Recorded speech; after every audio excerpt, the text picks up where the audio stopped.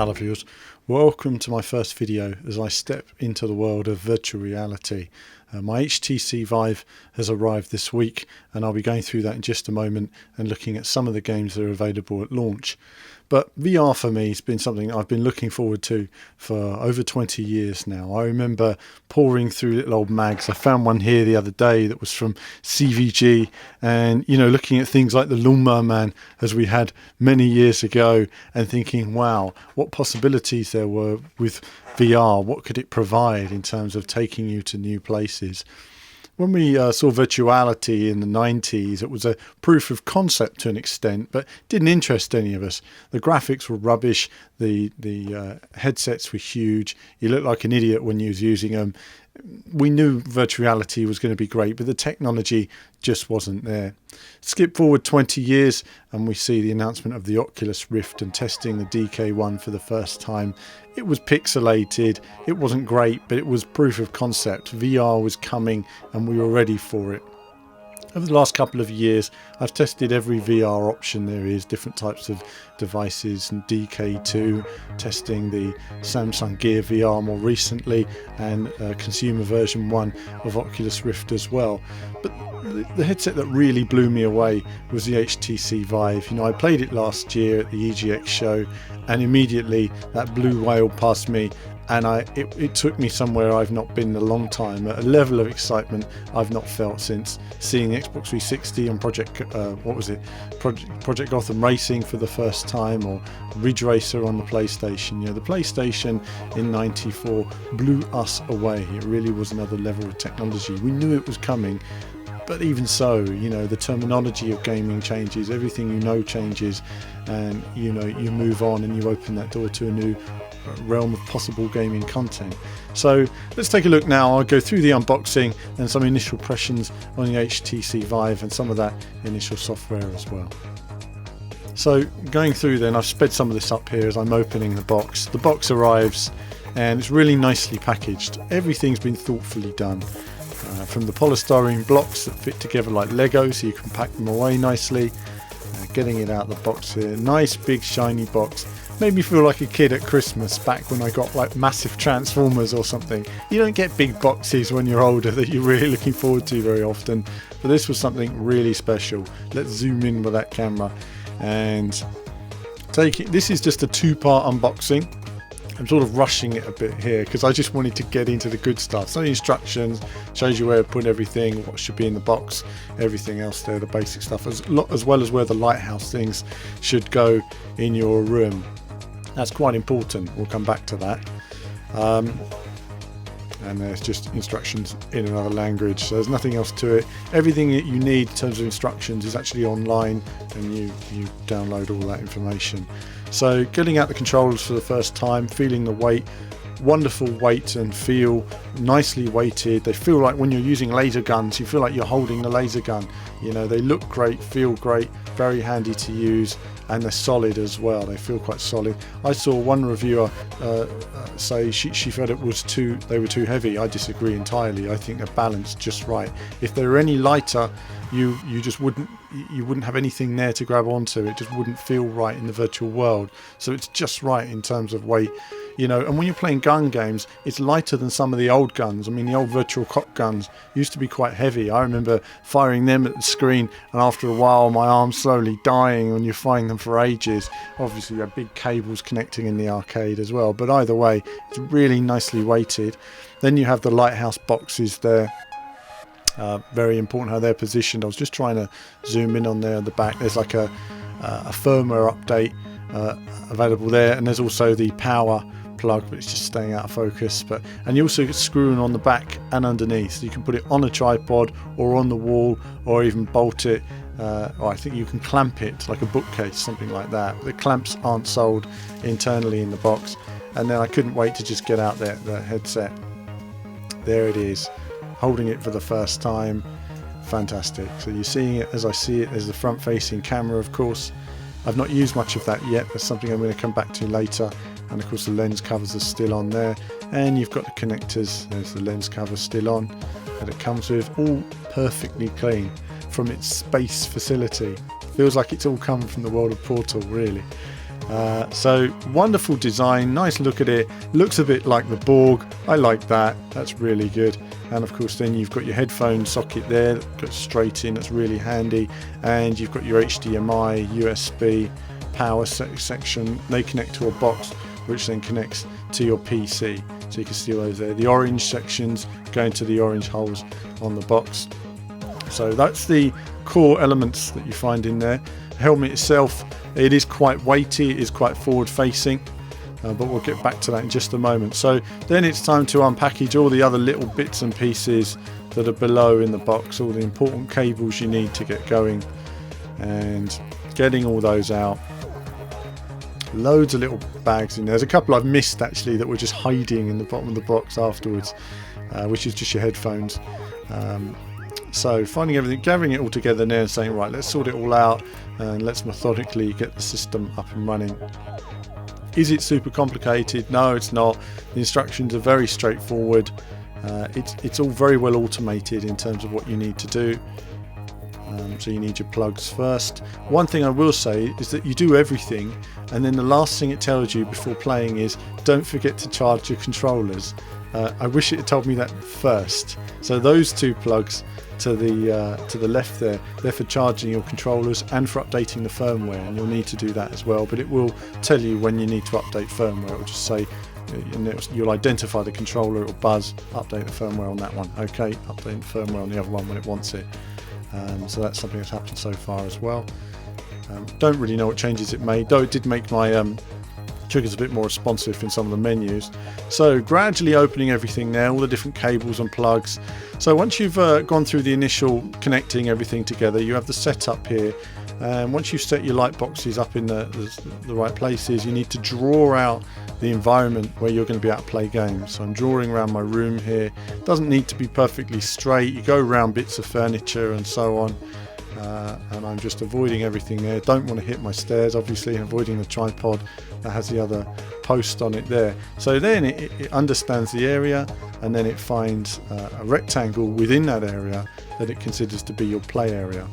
So I've got a 2 meter by 1.6 meter play area there, which is a pretty decent size. So now I'm ready. And of course the light boxes need to see, as you can see there, now we're ready, man's happy, ready to party, you're ready to go. So that's all pretty straightforward in terms of moving your furniture out the way and getting stuck in. Now then you've got the Vive sort of home screens. There's a couple of these, and I'm going to put the headset on here. Very important note on the headset is it's quite tight when you first get it. A lot of people think the strap goes around the back of the head, but in actual fact it goes just below. It cups the base of your skull and lifts, if you like. It's sort of cupping here. It doesn't go here on the back like a headband. It goes here low. So it just sort of lifts up and it cups your head. Very important in terms of the weight, so you get that just right. And it fits straight down your nose. The idea is that some people have it a bit higher, a bit lower. It's got to be right on, bang on basically, because anywhere outside of the core of the lenses you tend to get a little bit of blur, and if you move the headset yourself you'll see. And sometimes it takes a while for your eyes to focus on certain objects as well. Some things seem in better focus than others, but either way it's still very impressive. Now something I've noted in the title, and I think this is key about this video, and I apologise for the mouse pointer on screen in this section of the video. It is gone in other sections. Unfortunately I can't see that in the virtual world, and I have no one to tell me that the mouse pointer was there. Also occasionally when I'm recording with shadow play, it alters the size of the play window on the screen without me knowing. So that's why various videos might have different types of scale in terms of the screen. This is the other Vive home area. Really cool. When you're standing there and looking over the edge, you get a real feeling of looking down there, and wow, you just don't get the scale of things, you know, of VR on a video like this. You just can't see the scale. But back to saying GTX 780 in the title, my PC is well below minimum spec, and I thought that was a really important point to add. So I've got a GTX 780. I'm not going to upgrade yet because I know Pascal cards are coming at some point. I'm going to wait. But I've run the GTX 780. I thought it was going to be quite a jerky experience. I was a little bit worried how it's going to work for me. There is some slowdown occasionally on the lab when loading, but on the whole, when a game's sort of loaded up, it seems to run well. So I'm running shadow play, and with the GTX 780 as well. Now I've got two GTX 780s and SLI, but I don't know if this is using the SLIs. I'm not aware of that. But either way, when I ran the test on my PC, I came up in the middle of the orange section. So that's where I am. The thing that blew me away was this underwater sequence. You know, when I tested it last year, the blue whale scene, everyone knows this by now. It's amazing. I look at the detail on the ship. It looks even more detailed now than when I saw it last year. I swear they've applied more detail to it. This is the blue, if you don't know it. There are different options in terms of going into this dark space or another reef with jellyfish. This blue whale sequence still stuns me. I walk on this boat sometimes, and it's a shame it's over so quickly. I could just chill out here on this boat. Such a wonderful feeling, and it comes up to you, and it's massive. I mean, it's huge in front of you, and I can't stress how physical it feels. You know, you feel like you're in that environment. It's daunting to look at, and I look at it. You can imagine being underwater with one of these beautiful beasts of the ocean, if you like, because it really is an incredible thing, and it's an incredible experience. And I think that, you know, I think even in terms of education for children, in terms of education, this is one of the key things with VR. You know, showing kids dinosaurs and you know, fish like this and all kinds of mammals. You know, you have so many different things in the ocean, and these whales are just enormous, and you feel that wave go across the boat. An incredible feeling there. Into the lab, and the lab has a number of mini games, and you'll have seen some of these by now. I love them. They're all brilliant. They're all really well made. This one here, I'm a big shoot 'em up fan, you know, and if anyone takes the time to read all those game titles up there, most of them are 2D scrolling shoot 'em ups. 2D scrolling shoot 'em ups is my favourite genre of video game. And a lot of people think, oh no, isn't your favourite genre racing games? Well, no, it isn't. But if I made a 2D shoot 'em up channel, I don't think anyone would watch it. So I ended up going with racing games. But playing this, you move the controller. Your controller is the ship, and it's amazing. I mean, I was playing this thinking, I wish it had more levels and environments, and I wish there were other games made like this, you know, where you could convert, I don't know, you know, Thunder Force to this, or Super LS to something like this. You know, there are so many cool shoot 'em ups that be, you know, Raiden or something, you know, 3D edition. It just adds so much more. Even if they did like a film, like The Last Starfighter, you know, you could make The Last Starfighter in this way and feel like you're part of the movie. Amazing. And I'm sort of looking behind my ship here and flying with my ship. I just love that feeling here, flying with it. Brilliant. So I completed this game, and my PC ran out of memory and didn't record the whole game, which was really frustrating, because then I tried another couple of times. But one thing about all these games is when I run these sessions, they are so physical. I'm absolutely exhausted by the end of it. I can't tell you, so exhausted after all this, after all these different games. This is where it gets more and more difficult, these sort of holes that you get. I was well into this. I was loving this. That guy there's pretty tough. But the knack really to this is you've got these little ships that come towards you, and they are deadly.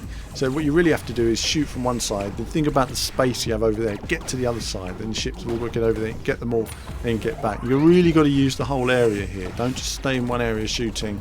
You've really got to move about. This is another game now, A10. This is only $3.99, and I love this game. Love it. I mean, this and the Space Pirate thing, I haven't tried that one yet, but I absolutely love this. And you get quicker as it goes on. It's got two guns, like a laser gun and a just sort of repeat fire weapon. With a laser gun, you have a sight, and you can be nice and precise. With the other one, you don't. But you do get much higher scores if you don't miss shots. So as I get my glass of water, you do need to be very precise, you know. But the precision generally lasts for about 30 seconds at the beginning of the game, and then you think, whatever, and you just start shooting enemies because they get faster and faster, and you're like, wow. Slow down is helpful. It's just such high speed. This whole thing is just such high speed.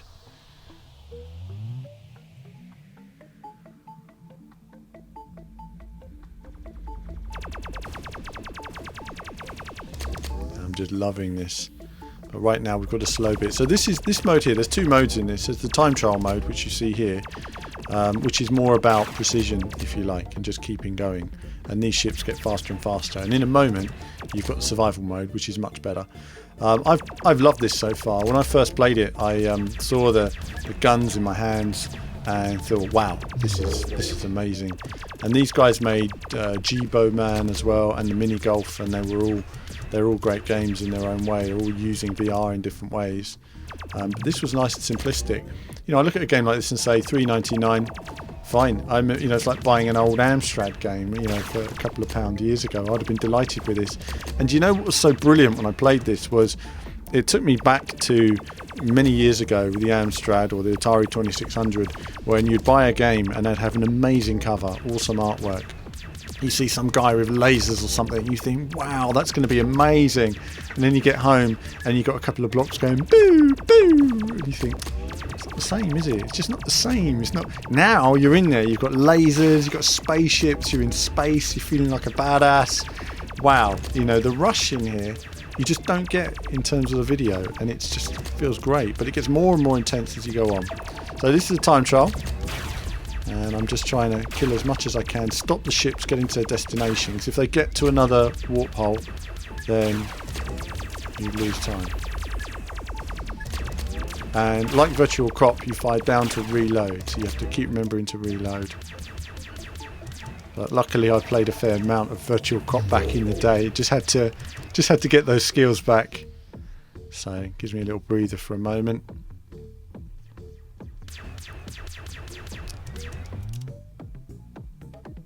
Speeds up again. So about a minute left, and then on to the next mode. In the next mode you'll see me try a bit more of the precision shooting as well. As you can see, precision's kind of gone out the window now. There really just isn't the time to shoot every single enemy and stop them getting somewhere. So if you're super precise, then you'll be fine. And like I say, I mean, if you play it loads, you'll become a space badass at these games. And there's so many cool games coming out right now that use different areas, different ideas of VR. But the immersiveness is great, and that Zortex shoot 'em up for me just shows me a whole new genre. That's what that is there, in actually controlling the ship. Amazing. I mean, the ways you could adapt that to different games and examples. Even here, what you don't get is the scale of these boxes. I mean, these are huge in front of you. You know, these are like 100-inch screens, if you like, that are in front of you as you hover over a planet. If you look down, you do almost feel a bit dizzy with the view that's as I look around. They're just enjoying that view, seeing the planet, and there he's just looking at the planet. It's, you know, I look around sometimes and I think, wow, that's amazing. I'm just loving that detail. That's really cool. So, across the platform, you do feel a little bit. So I look at the controllers there, you can see them. And it's just the solidity of the lighting is what I was taking into account there. Is it just looks so solid, you know, it looks so good. And in 3D, it just really physically looks like it's in your hands. It's so one-to-one with what you're experiencing on the screen. I'm trying with the sights there, and it looked like it was in the right place, but obviously not. So there we go. My initial attempt to tie scores together went out the window so quickly. I just gave up, didn't I? And so survival mode. This is where the real meat and action is in this mode. I can't tell you how much fun I'm having playing this. I think it's brilliant. And yeah, it looks so simple. You know, that's the funny thing. I was watching an experience the other day at EGX where there was a guy playing an octopus. You're an octopus in a shop, and aliens come to you, want to buy stuff. You have to find the right goods and hand them to them. Now, in a 2D game world, that would be really boring and rubbish. But there's something about it in a 3D world that just feels completely different. And that's the same with this sort of game. It just feels so visceral. It feels like you're there. It feels like Guardians of the Galaxy. It shows you what a Guardians of the Galaxy game should be like. I mean, just imagine. It's, you know, I look forward to the day when the big publishers support stuff like this, because you know it's going to take time. You can see that they're getting closer, and these things are huge, by the way. These ships, they're quite daunting when they get closer to you, because they are massive. You know, they're probably about 6 meters across when they actually get to you. So they're big old things. They get quicker and quicker, and you've got to remember to reload. Obviously, you know, as I say, it's every now and again. Some of these guys. Oh, this is trouble. This is trouble. Just got him. Super quick. Now you've got poor old me in the bottom corner there. I've completely sort of lost my body. That's the strange thing, is that you get into these games and you're going so quickly, shooting everything. You're not even thinking. You're doing it like you're playing Call of Duty or something. You're not thinking about the fact that you're not actually used to this much energy drain all the time with everything you're playing. I remember, like I say, back to Virtual Crop, after a while of doing that, you did get tired with it in the end, and gamers from back in the day will know what I'm talking about. It does, even your hand just gets tired from all the firing, but it was so comfortable. My hand never had any strain, much more comfortable than, say, than the Virtual Cop gun, or even the Dreamcast House of the Dead gun. You know, it's much more comfortable because it's lighter. It didn't stretch so far in terms of the trigger, and it just felt nice and comfortable. Everything about this device is bloody brilliant, and you know, I'm really enjoying it so far. It's getting intense now. Getting intense. I'm doing my best to hold these guys off. It got to me, and that was it. It's so frustrating, but I showed a lot of that because I enjoyed it. Simple as that. I just really enjoyed that experience. And I can go back and it doesn't look the same in 2D video as it does when you're actually in there. Learning how to putt. This is actually quite difficult to get into, but super cool at the same time. I was just learning there about putting my putter on the ball. So you got the mini golf, Cloudlands mini golf, and again, this took a little bit of getting used to, and I'll explain that as I go through the video. First thing is, you're looking down all the time, and I find that you need the headset quite tight on your head, because if it's not tight enough, it slips a little bit just when you're looking down, and when you're playing golf, you don't look all the way down. You look down to a point, and then your eyes look down. But with the headset, you need to look all the way down, otherwise you're looking through the blurry area, which can occasionally happen. Only uses one of the controllers. Obviously, I picked the longer putter. And it takes a bit of getting used to, just, you know, getting used to putting straight and how it looks in accordance with your eyes. But I found the most difficult thing to be how the putter feels with the ball. You know, I've played golf and done a lot of putting, and the ball is, you have to hit the ball slightly harder than you would in real life, I find. So I just found that I got more control with the top of the putter rather than the middle, so I tend to use the top of the putter there. It's pretty good in terms of moving around. You know, you press the trigger to move to the next section. My only issue was occasionally you can accidentally hit the ball when you're bringing your putter back to the putting position. See, again there, didn't quite hit it hard enough, and that's where I'm, you know, just getting used to the distance. So you need to learn it like anything else. Lovely. And nice sound effects as well. That was nice and easy, wasn't it? Good fun. Nice little environment there, straight out of Mario World. And then suddenly we go to holes like this, and I was thinking, oh my god. Right, okay. Whack it through the hole here. It does actually line up, so I was waiting for it to, every second spin it lines up. So I'm thinking, right, count it now. Or maybe not. Next one then. It seems much quicker when I'm actually doing it than when I watch it back. Oh, nearly there. See, if it had just gone through a bit harder, it'd have gone all the way through. But the idea was there.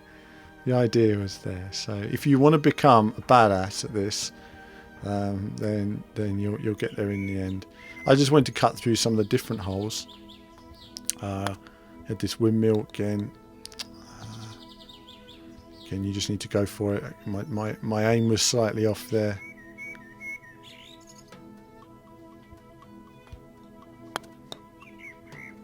It's alright though. Can easily be a hole in one, that one if you get experienced at it. Lovely. It's in there anyway.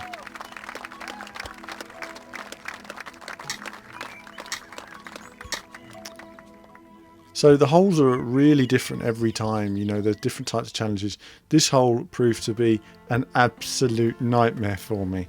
And this is where I struggle with, I think, I hit it, I don't want to hit it too hard because I know it's going to fly over the other side of the hill. So I think, okay, I've got that. So roughly the same amount of power again. No, no. We're going to try again. Okay, so I've sped it up now, basically. And, oh, this hole proved to be an absolute nightmare. Either I hit it too hard, or I didn't hit it hard enough. I know the developers will probably watch this video and say, yep, that happens to everybody on this hole. But it is a real nightmare to get right. And I eventually do, but I honestly can tell you, I could, you know, it's such a minute amount that I wasn't hitting enough by, and I hit it a little bit harder and suddenly it just fly over. So frustrating. But I thought, you know, I could edit this and just seem a bit more badass, and I thought, no, I'm going to show you guys how Cloudlands mini golf can be really frustrating sometimes when it goes downhill. So when you're online, this one hole there is right over again. But I wouldn't give up. We're nearly there now. Rest assured, we're nearly through this hole. Couple more goes. And we're in. And that's it. So if you just manage to get it right, it'll be a hole in one every time, while everyone else is struggling to get it up there. But, oh well, hole in 19, not bad. So I went through a 9-hole on there, loved it. Brilliant. Going back to the blue again, and you know, I think what's great about the blue, and there's a couple of programs I want to show you here, you know, there's this and there's the Apollo 11 I'm going to show later, is the detail that it brings. And you know, this isn't the whole level I'm showing you here. This is just about 2/3 of the way through. It starts off and it's pitch black, and then you have these different types of fish and jellyfish coming and lighting up the scene, and you can touch them. I'm touching it there, making it wobble about with the controller. It's just really cool. It's right in front of you physically, it's right there. And you know, again, from an educational perspective, you know, that's why VR has so much brilliant potential to it. You know, it can make things that might be boring in a book for people or even on a video exciting to be a part of, to be there.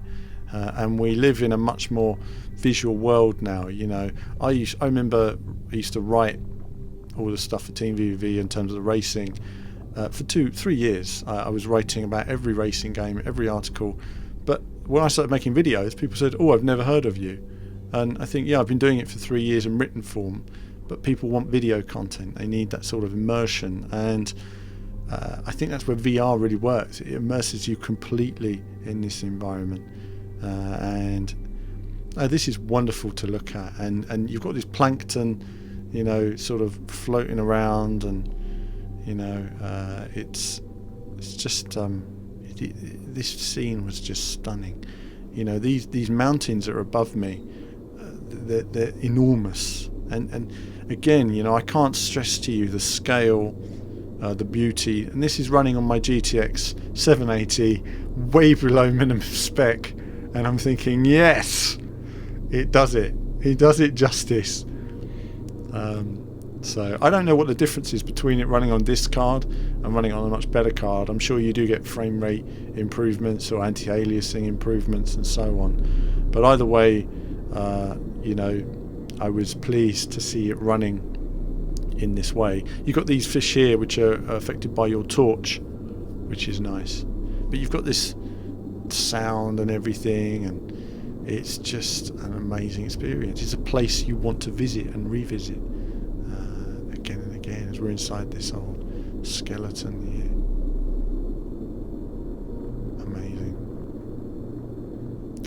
And that goes on, of course. I don't want to give all of it away to you all.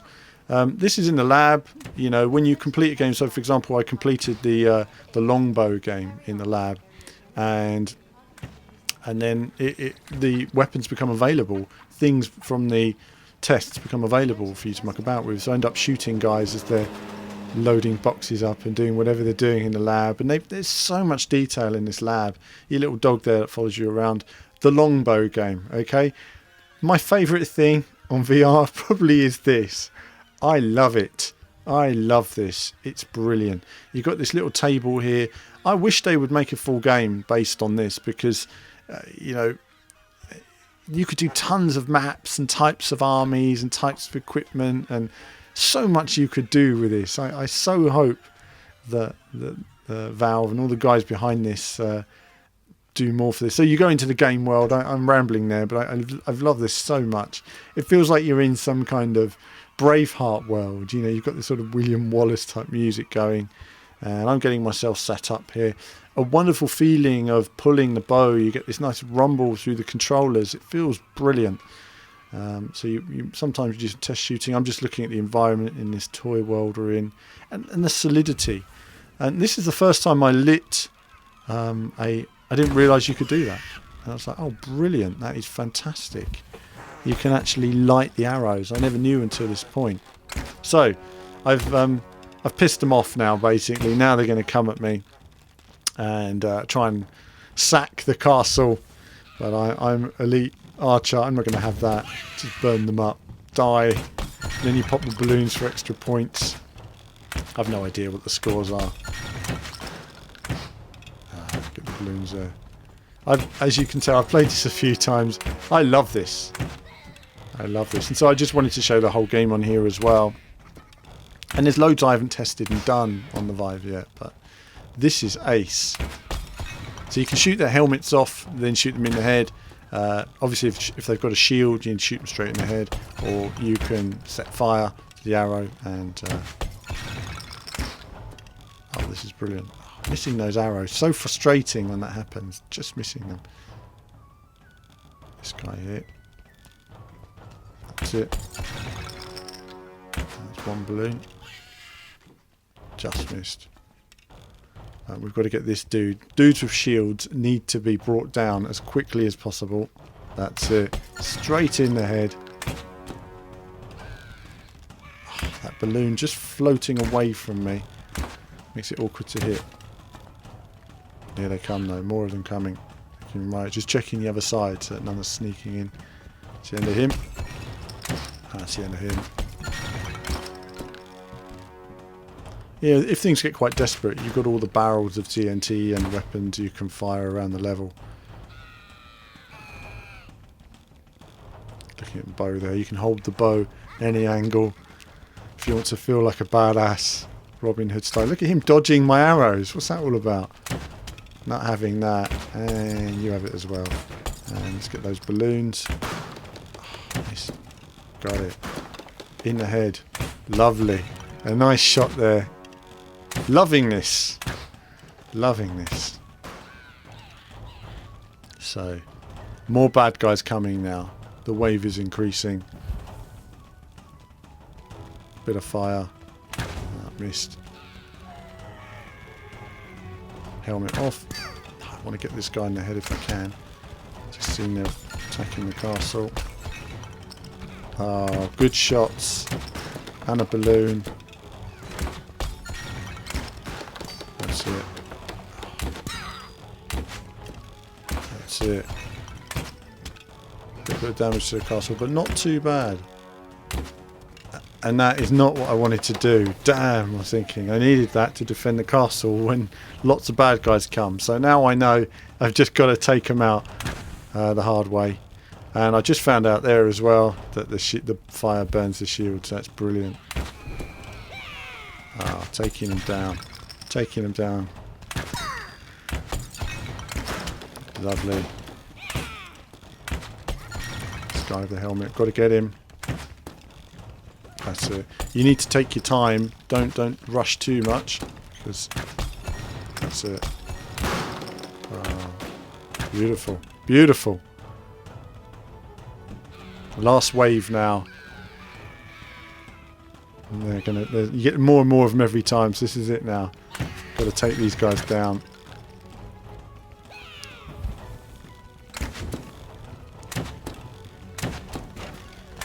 And I'm in trouble here, but I've done him. Oh, done. That's the end of them.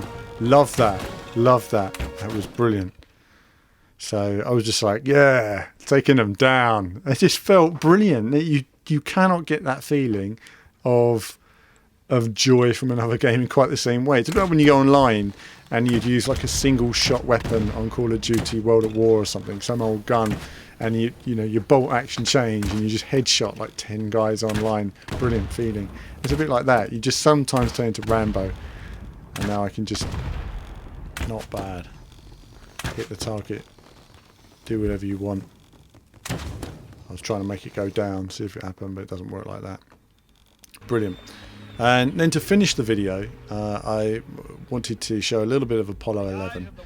This is an educational program again about the moon, mission to the moon. It starts off with John F. Kennedy's speech, his rousing speech, to sort of engage the American people in that Cold War time. And you can see it on the TV there. You're sitting in this room, and then you're hovering down to the ship with real sort of notes and voiceovers by the real astronauts. I'm going to stop talking for a moment now. I'm going to let you look at this. All I can say is this in VR was full scale and staggering to look at. Incredible, and it just shows me the future. Being in that cockpit, I'm going to leave you with a bit of action here on this. And there'll be more Vive action from me. Do subscribe to the channel, do like the video, and there'll be more from me very soon. 12, 11, 10, 9, ignition sequence start. 6, 5, 4, 3, 2, 1, 0. All engine running. Liftoff. We have a liftoff. 32 minutes past the hour. Liftoff on Apollo 11. Tower clear. We got a roll program. Neil Armstrong reporting the roll and pitch program, which puts Apollo 11 on proper heading.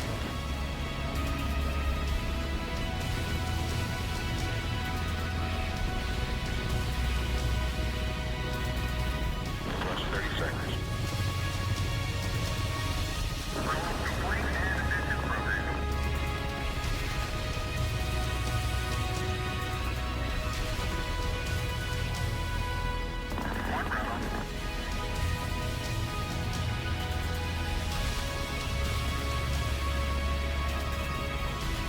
Altitude's 2 miles. Oh, 11 Houston, you're good at 1 minute. Downrange 1 mile, altitude 3, 4 miles now. Velocity 2,195 feet per second. 11 Houston, thrust is go. All engines, you're looking good. Hi, Roger, you're loud and clear, Houston.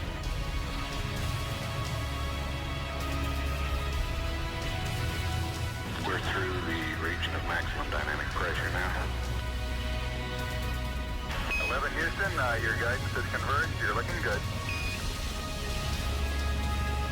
Set 8 miles downrange, 12 miles high. Velocity 4,000 feet per second. Stand by for mode 1, Charlie. Mark, mode 1, Charlie. 1, Charlie. Cliff Charlesworth taking a staging status. This is Houston, you are go for staging. Tower's gone. Roger, tower.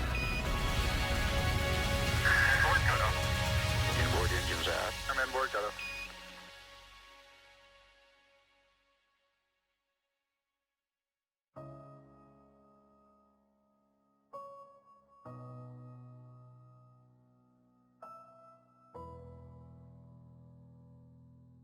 Houston, be advised the visual is go today. This is Houston, roger out. Yeah, they finally gave me a window to look out.